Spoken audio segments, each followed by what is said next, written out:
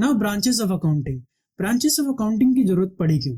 देखो, जैसे जैसे हम इवॉल्व होते गए, जैसे जैसे हम मोर एडवांस होते गए, हमें अकाउंटिंग की अलग अलग नीड्स का पता चला। On the basis of that हमारे ब्रांचेस ऑफ अकाउंटिंग बने।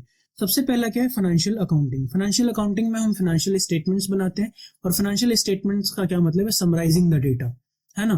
प्रॉफिट एंड लॉस कैलकुलेट कर लो, है ना, बिजनेस की वैल्यू कैलकुलेट कर लो और उसको शेयर कर दो। So financial accounting is dealing with the making of financial statements, that is final accounts, and sharing those data with the users.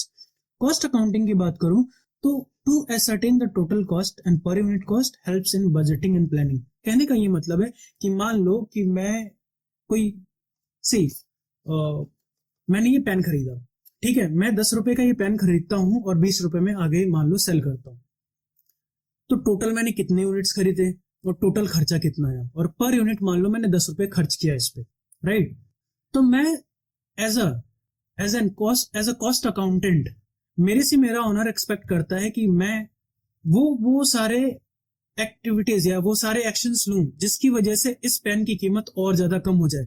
मुझे ये भी देखना है कि क्या ये पेन, जो भी मटेरियल यूज हो रहा है इसमें, क्या मैं इसकी मैन्युफैक्चरिंग खुद कर लूं जिसकी वजह से इसका कॉस्ट कम हो जाए, या क्या मुझे इसको किसी और से परचेज करना चाहिए, किसी और सप्लायर से परचेज करना चाहिए जो कि मुझे कम पैसे में इसको सेल कर देगा, राइट। सो कॉस्ट अकाउंटिंग का क्या काम है?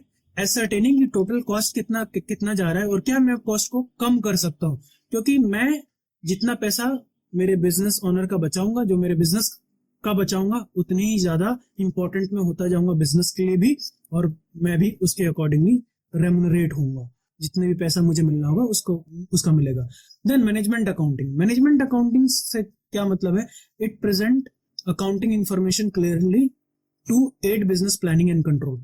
सो बिजनेस की रिकॉर्डिंग कोई और कर रहा है, जो आपका लोअर लेवल का अकाउंटेंट है या जो आपका जूनियर अकाउंटेंट है वो रिकॉर्ड कर रहा है, फिर उस डेटा को ट्रांसफर किया जा रहा है किसके पास? सीनियर अकाउंटेंट के पास, और सीनियर अकाउंटेंट समराइज करता है डेटा को, उसके बाद इंटरप्रेट करता है, उस डेटा को शेयर करता है किसके साथ?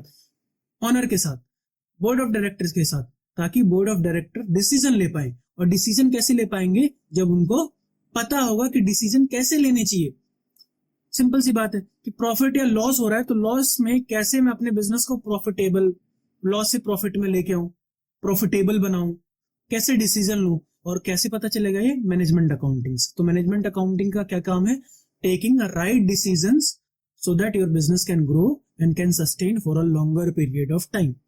Now tax accounting. Tax accounting का क्या importance है? To calculate tax liability of a business and get them paid, as simple as that. So if you are running a business and if you are into any tax slab, right, not tax slab only, but if you are a business and you have to pay some certain taxes on the profit, then it has to be done or calculated by tax accounting expert. जैसे आप auditing करते हो, right, आपकी business की auditing होती है, कौन करता है? सीए करता है। वो एक एक्सपर्ट है, वो ऑडिटिंग करेगा, टैक्स को कैलकुलेट करेगा, और क्या होगा? On the basis of that you would have to pay the tax.